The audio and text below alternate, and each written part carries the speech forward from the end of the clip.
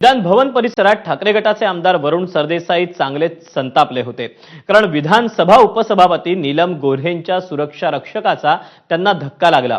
हे दुसऱ्यांदा घडलंय। आमदारांना धक्का मारणारे हे कोण, अशा शब्दात सरदेसाईंनी आपला संताप व्यक्त केला।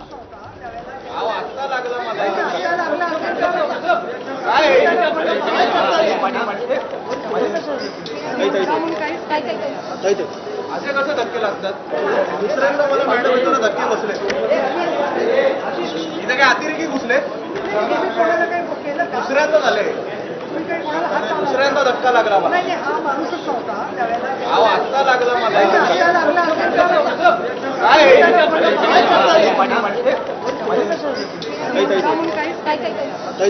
असे कसे धक्के लागतात?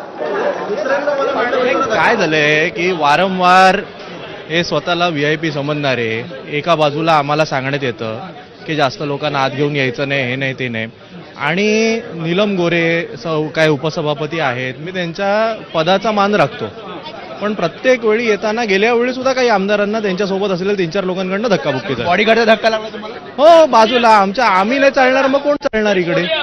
पण तुम्ही त्यांना नाराजी व्यक्त केली ना? एवढा काय विषय नाही। मुंबई आणि